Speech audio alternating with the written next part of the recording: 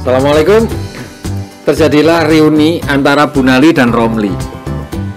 Sudah lama mereka tidak ketemu dan Romli kaget melihat Bu Nali karena kenapa kok wajahnya menjadi berubah total.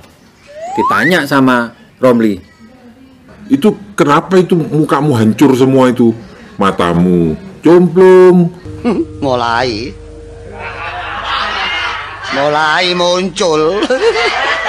Kakimu patah, kakimu tinggal satu, nggak jelas, dan tanganmu juga kok jadi kayak bajak laut begitu. Gini loh ceritanya itu. Kan aku itu kan ditugaskan di sana, di ujung Indonesia sana untuk mengatasi kerusuhan. Nah terus? Nah, waktu aku di barak, ya toh. Nah, pas lagi aku enak duduk-duduk, tiba-tiba itu ada bom datang. Wah, dahsyat. Nah, ya gimana lagi? Akhirnya korbannya ya kaki saya ini. Jadi kena bom, kena kaki, terpaksa harus diamputasi. Lah terus? Nah, waktu itu nggak ada alat ganti, sedangkan aku perang itu butuh kaki. Adanya ya kaki kayak sapi, kakinya perempuan, ya sudah, daripada saya nggak bisa jalan, udah pasang aja. Lah terus tanganmu itu kenapa kok jadi kayak begitu? Nah begini, waktu aku itu sudah dioperasi, aku bertempur dan kemudian nggak tahu gimana ceritanya, tanganku itu nggak sengaja megang ranjau, akhirnya patah, biar udah hancur sudah, terpaksa sudah. Nah, diamputasi lah. Namanya orang perang kan harus pakai tangan lah. Masa nembak senjata laras panjang pakai satu tangan, kayak Rambo aja. Nah terus, nah berhubung nggak ada apa-apa, yang ada adalah hanya cuma catok beras, ya sudah, pasang aja catok beras di tangan kanan saya ini. Nah terus itu matamu tuh complong itu, kenapa itu kok bisa kayak begitu, complong kayak bajak laut dikasih tutupan hitam-hitam begitu? Nah kalau ini sih lain ceritanya, ini gara-gara telek manuk. Loh kok iso telek manuk itu iso? Matamu complong itu gimana sih? Iya, pas lagi aku melihat ke atas, ada manuk nelek kena mataku. Loh kan kalau mata kena telek manuk kan tinggal dikasih air kan sudah selesai. Nggak gitu, itu kan habis operasi tangan saya. Nah ini hari pertama saya nggak sengaja, kan catok beras ini tak urek-urek mataku, ya kecomplong mata itu pakai catok beras itu.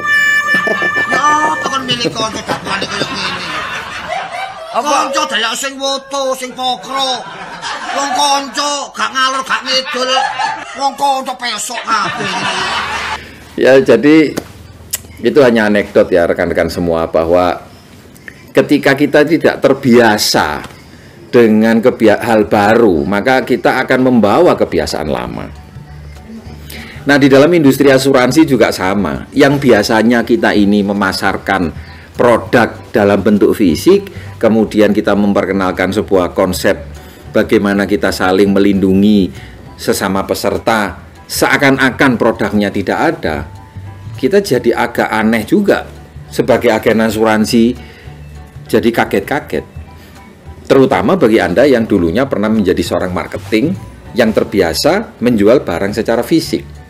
Kalau barang fisik ada barang, ya sudah, lihat barangnya bagus, orang beli. Nah, tapi bagaimana dengan asuransi? Apa yang dia jual? Tidak ada. Apa yang dilihat? Hanya cuma selembar kertas.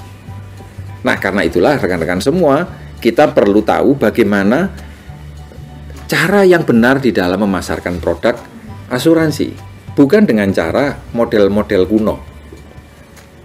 Tidak perlu Anda membawa barang, tetapi prinsip-prinsip pemasaran yang berlaku secara baik, secara yang sudah diakui secara profesional, itu memang perlu kita pahami. Nah, setelah Anda tahu bagaimana cara untuk bisa memasarkan produk asuransi yang benar, maka ya orang yang Anda tawari pun itu juga nggak sembarangan. Ada beberapa prinsip penting di dalam memasarkan produk asuransi.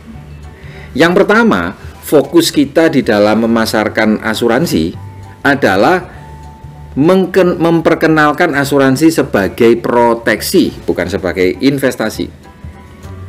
Yang kedua, bahwa asuransi adalah merupakan sebuah kebutuhan hidup, maka bagaimana kita menjual asuransi sebagai sebuah kebutuhan, bukan sekedar sebuah keinginan. Kalau keinginan berbeda dengan kebutuhan. Jadi yang namanya kebutuhan adalah sesuatu yang menjadi bagian penting di dalam mengelola keuangan keluarga kita. Jadi agak berbahaya kalau kita punya prinsip saya tidak punya uang untuk membayar premi, tetapi masih ada uang untuk membayar sekolah, untuk membayar rumah, untuk jalan-jalan, untuk ya sesuatu yang sifatnya sekunder. Bagaimana kita menjadikan asuransi menjadi bagian penting seperti kebutuhan pokok. Jadi 10% dari anggaran atau dari penghasilan yang kita punya, ya bagaimana dialokasikan untuk asuransi demi menghindari kerugian yang lebih besar. Yang ketiga, fokus kita adalah memperkenalkan tentang sakit kritis. Kita tahu bahwa asuransi itu bermacam ragam produknya.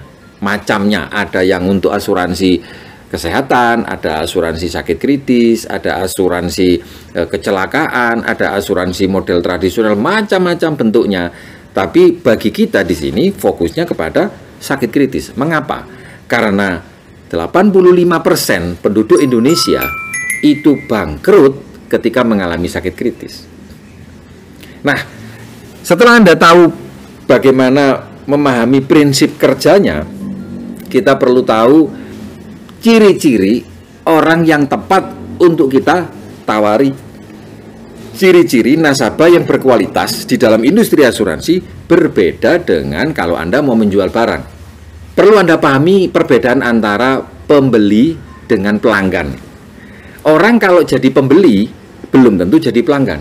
Tapi kalau dia pelanggan maka dia pasti akan menjadi pembeli. Nah, di dalam industri asuransi Anda tidak mencari pembeli tetapi Anda mencari pelanggan yang baik. Mengapa? Karena dia harus bayar itu premi seumur hidupnya. Nah, kalau dia tidak paham tentang esensi daripada proteksi, maka ya hanya cuma berjalan 1-2 bulan terus berhenti. Nah, sekarang apa ciri-ciri mencari nasabah yang potensial? Yang pertama, dia bisa ngambil keputusan. Jangan Anda berbicara dengan orang yang salah. Di vlog saya yang akan datang akan saya jelaskan bagaimana cara menemukan, mengetahui siapa yang mengambil keputusan. Yang kedua adalah dia memiliki kemampuan finansial. Percuma juga Anda ketemu orang yang bisa memutuskan tetapi dia tidak punya duit. Yang ketiga, dia memiliki kebutuhan dan punya masalah terhadap pentingnya proteksi. Misalnya orang tuanya sudah sakit, dia merupakan keluarga yang secara degeneratif turun-temurun punya riwayat sakit, atau dia punya pekerjaan yang berisiko tinggi, kerja di laut, menjadi pelayar, menjadi pelaut, menjadi pilot, menjadi dokter, menjadi profesional. Nah, itu menciptakan sebuah kebutuhan penting untuk memiliki proteksi. Anaknya baru lahir, anaknya sekolah di luar negeri, dia hanya punya anak satu, atau mungkin anaknya banyak. Itu menunjukkan kebutuhan tentang pentingnya punya asuransi. Yang kelima adalah dapat ditemui. Percuma juga ya punya teman, punya kebutuhan, punya kemampuan finansial, bisa mengambil keputusan, tapi Anda tidak pernah ketemu sama dia. Mulai dari nomor HP-nya, ya alamatnya Anda tidak pernah tahu. Ya nggak mungkin dong Anda nawarin sama hantu. Yang keenam adalah dia punya cinta kepada keluarga dan rasa tanggung jawab terhadap keluarga. Ini penting, karena masih banyak pula orang tua yang dia sebenarnya tidak punya cinta kepada anaknya.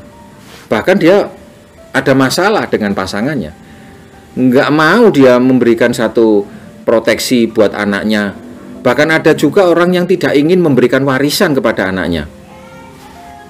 Ya, tiap orang berbeda-beda. Tapi kalau orang mempunyai cinta yang besar, merasa punya tanggung jawab yang tinggi, bahwa hidup kita ini hanya sebentar dan ketika kita tidak ada dan kita harus meninggalkan sesuatu buat mereka supaya mereka bisa survive, maka ini adalah nasabah yang tepat. Dan yang ketujuh, dia mau merencanakan keuangannya, mau merencanakan masa depannya. Memang hidup bisa Anda lalui tanpa perencanaan. Tetapi seringkali hasilnya tidak akan memuaskan. Membuat rencana saja kadang-kadang bisa tidak tercapai, apalagi kalau kita tidak membuat sebuah rencana. Beberapa peristiwa kehidupan memang tidak membutuhkan rencana karena dia datang begitu saja. Tetapi setelah Anda mendapatkan amanah dari Tuhan, maka apa yang akan Anda lakukan atas amanah yang ada ini perlu direncanakan. Dapat amanah rezeki, dapat amanah harta, dapat amanah anak, dapat amanah istri, dapat amanah orang tua, itu perlu perencanaan semuanya agar hasilnya tidak kacau balau. Mari kita lihat daftar nama kita masing-masing. Apakah ada orang yang potensial di dalam daftar nama Anda? Cari orang yang memenuhi 7 kriteria ini. Jika Anda sudah punya niat baik, caranya baik, orangnya baik, tetapi hasilnya tidak memuaskan, pasrahkan semuanya kepada Sang Maha Kuasa. Karena kita menjalani ini semua diniatkan untuk kebaikan, diniatkan sebagai ibadah. Silakan Anda komentar di kolom bawah ini jika Anda punya pengalaman tentang nasabah Anda atau calon nasabah Anda. Dan bagi Anda yang punya ide, punya usulan topik apa yang perlu dibahas, dikupas bersama, silakan Anda tulis di kolom komentar. Saya akan mencoba untuk membahasnya. Siapa tahu itu berguna buat Anda dan saya. Dan jangan lupa klik subscribe dan bunyikan notifikasi lonceng agar Anda dapat notifikasi berikutnya. Mari kita sukses bersama-sama. Terima kasih. Assalamualaikum.